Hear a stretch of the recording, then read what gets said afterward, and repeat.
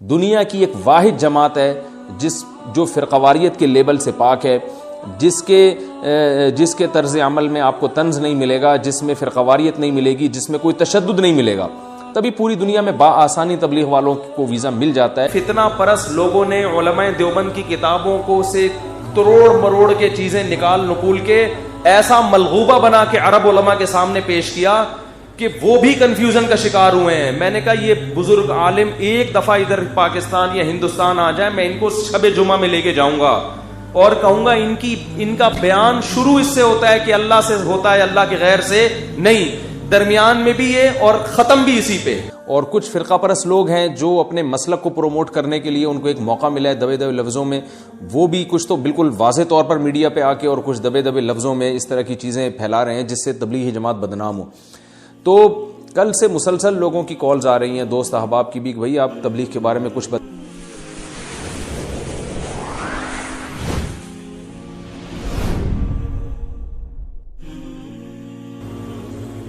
اگر علماء دیوبند مشرک ہوتے تو ہم علماء دیوبند کے وارث بننے کی کوشش کرتے ہیں، ہم بھی قبر پرست ہوتے، ہم بھی قبروں پہ جاتے۔ سعودی عرب میں ایک عالم نے کتاب لکھی کہ تبلیغی جماعت والے قبر پرست ہیں، اور بہت بڑے عالم ہیں، میں ان کا نام بھی بیان کر سکتا ہوں لیکن فتنے کے علاوہ کچھ بھی نہیں ہوگا۔ عربی میں کتاب ہے ان کی، میں نے خود پڑھی ہے، بہت بڑے چوٹی کے عالم اور بڑے نیک پرہیزگار۔ کتاب میں کیا لکھ رہے ہیں؟ تبلیغی جماعت والے کیا ہیں؟ قبر پرست۔ میں نے کہا اگر کچھ اور کہہ دیتے شاید ہم مان لیتے، شاید امکان تھا۔ 3 دن کی جماعت میں نکل کے دیکھ لیتے تو پتہ چلتا کہ تبلیغی جماعت والے جتنے قبر پرستی کے خلاف ہیں عملاً اتنا شاید دنیا میں کوئی دوسرا، وہ تو توحید میں اتنا مبالغہ کرتے ہیں کہ جہاں ہونا چاہیے وہاں بھی نہیں ہونے کے قائل۔ کہتے ہیں اللہ سے سب کچھ ہوتا ہے، دکان سے کچھ بھی نہیں ہوتا، اس چکر میں بعضوں نے دکانوں پہ تالے ڈال کے نکل گئے ہیں۔ یہ وہ تو جہاں سے ہو رہا ہے وہاں سے ہونے کے قائل نہیں ہیں، تو جہاں قبر سے نہیں ہو رہا وہاں سے ہونے کے کہاں سے قائل ہوں گے؟ لیکن کیا ہے، فتنہ پرست لوگوں نے علماء دیوبند کی کتابوں کو سے تروڑ مروڑ کے چیزیں نقول کے ایسا ملغوبہ بنا کے عرب علماء کے سامنے پیش کیا کہ وہ بھی کنفیوژن کا شکار ہوئے ہیں۔ میں نے کہا یہ بزرگ عالم ایک دفعہ ادھر پاکستان یا ہندوستان آ جائے، میں ان کو شب جمعہ میں لے کے جاؤں گا اور کہوں گا ان کا بیان شروع اس سے ہوتا ہے کہ اللہ سے ہوتا ہے، اللہ کے غیر سے نہیں، درمیان میں بھی یہ اور ختم بھی اسی پہ۔ اور ہم نے تبلیغ میں درجنوں بار دیکھا ہے کہ قبر کے سامنے سجدہ کیے ہوئے لوگوں کو اٹھا کے ان کو قبرستان سے اٹھا کے کہاں لے کر آئے ہیں؟ مسجدوں میں۔ تو کتابوں کے پروپیگنڈے پہ مت جاؤ، عمل دیکھو ہو کیا رہا ہے، عمل دیکھو ہو کیا رہا ہے۔ اگر علماء دیوبند قبر پرست ہوتے تو میں بھی کیا ہوتا؟ مجھے تو جو قبرستان جتنا جانا سنت ہے اتنا بھی ہم نہیں جاتے، کبھی کبھار تو جانا چاہیے، آخرت کی زیارت ہوتی ہے، ہمیں تو اتنا بھی ٹائم نہیں ملتا جانے کا۔ اور الزام کیا لگایا جا رہا ہے؟ اس وقت بر صغیر میں توحید اگر بچی ہوئی ہے تو علماء دیوبند کی وجہ سے، بہت بڑا کردار ہے ان کا اس میں، ورنہ سب مزار پرست ہوتے۔ سروے کرو، سفر کرو، میں گلگت گیا ہوں، چترال گیا ہوں، جہاں مزار پرستی نظر آئے گی وہ جگہیں جہاں علماء دیوبند کے اثرات نہیں ہیں۔ جہاں مزار پرستی نہیں ہے وہاں کس کی تعلیم کے اثرات ہوں گے؟ علماء دیوبند۔ پورے بر صغیر میں جہاں بھی جاؤ، آپ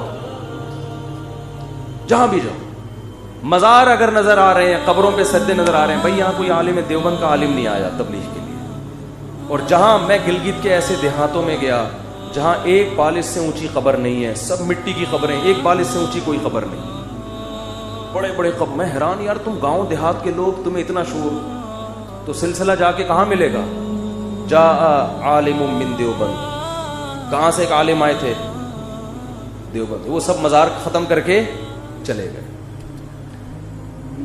تو کتابوں میں توڑ موڑ کے مشکل کشا فلانا، بھائی وہ ذو معنی الفاظ ہیں۔ جیسے حضرت جبریل نے کہا میں تجھے ہبہ کرنا چاہتا ہوں، مطلب یہ تھا میں نہیں، ذریعہ کون بن رہا ہے؟ میں اس لیے اپنی طرف فی الحال شارٹ کٹ بات کی ہے میں نے، ٹھیک ہے نا، کیونکہ سب کو پتا ہے کہ اللہ کے علاوہ کوئی اولاد نہیں دے سکتا۔ ان شارٹ تو بھائی اپنے عقیدے کو مضبوط کرو. اسلام توحید کے معاملے میں بہت حساس ہے. مدد صرف کس سے مانگی جائے گی؟ اللہ سے. مزاروں پہ حاجات پوری نہیں ہوتی. ایک آخری بات کر کے بیان ختم کرتا ہوں. ایک صاحب جن کا آدھا دھڑ فالج زدہ تھا, آدھا دھڑ ہی ہوتا ہے فالج میں, مجھے کہنے لگے کہ میں دعائیں مانگ مانگ کے تھک گیا, میرا فالج ٹھیک نہیں ہو رہا. مجھے کسی نے کہا ہے فلاں بابے کے مزار پہ جاؤ تو وہاں جا کے دعا مانگو تو یہ دھڑ کیا ہو جائے گا, ٹھیک. میں نے کہا جس بابا کی قبر پہ جا رہے ہو آپ کا آدھا دھڑ کام نہیں کر رہا, ان کے دونوں دھڑ کام, تبھی تو قبر میں گئے ہیں.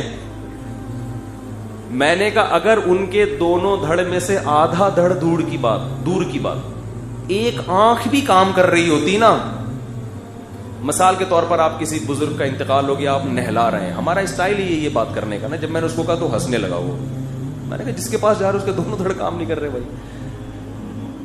تو میں نے کہا اگر پھٹے پہ ان بزرگ کو جب نہلانے کے لیے لٹایا تھا ان کا آدھا دھڑ کام کرنے لگتا, تو جو نہلانے والے ان کے دونوں دھڑ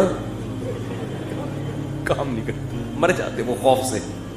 کسی بھی مذہبی تنظیم کو بدنام کرنے کا انہوں نے پوری بلی تبلیغ جماعت پہ ڈال دی ہے, اور سب کو پتہ ہے وہ کون لوگ ہیں. میں ایسی باتیں نہیں کرنا چاہ رہا کہ جس سے ملک میں مزید فرقہ واریت پھیلے اور ایک دوسرے پہ الزامات ہم لگانا شروع کر دیں. دنیا کی ایک واحد جماعت ہے جو فرقہ واریت کے لیبل سے پاک ہے, جس کے طرز عمل میں آپ کو طنز نہیں ملے گا, جس میں فرقہ واریت نہیں ملے گی, جس میں کوئی تشدد نہیں ملے گا. تبھی پوری دنیا میں بآسانی تبلیغ والوں کو ویزا مل جاتا ہے اور بآسانی وہ جا سکتے ہیں. اس کی وجہ یہ ہے کہ ایک ہمارے پاس دنیا کو دکھانے کے لیے واحد ایک جماعت ہے جو اسلام کا ایک ہم بتاتے ہیں کہ دیکھو یہ ہے اسلام, یہ ہے اسلام کا اصل تعارف. تو ایک ایسی جماعت جس نے آج تک گورنمنٹ کے کسی لا کے خلاف مخالفت نہیں کی ہے, کسی کے مزاحم نہیں بنے ہیں, تو بہت افسوس کے ساتھ کہنا پڑتا ہے کہ اس جماعت کو مسلسل طعن و تشنیع کا ہدف بنایا جا رہا ہے. جماعت سے اللہ نے بہت کام لیا ہے. آج میں اگر اللہ مجھ سے کوئی ٹوٹا پھوٹا کام لے رہا ہے تو یہ اس میں بنیادی کردار تبلیغ جماعت کا ہے. آپ جتنے بھی دیندار لوگ دیکھیں گے, میں نہیں کہتا کہ 100%, لیکن آج اگر آپ کو لوگوں کی داڑیاں نظر آ رہی ہیں, آج لوگ آپ کو نماز پڑھتے ہوئے نظر آ رہے ہیں, تو کہیں نہ کہیں لنک اس کا تبلیغ سے جا کے نکلے گا. اکثریت کی بات میں کر رہا ہوں. تو ہمارے پاس پوری دنیا کو دکھانے کے لیے ایک ہی ہے جس پر ہم فخر کر سکتے ہیں, تو ہمیں اس جماعت کو اس طرح طعن و تشنیع کا نشانہ نہیں بنانا چاہیے.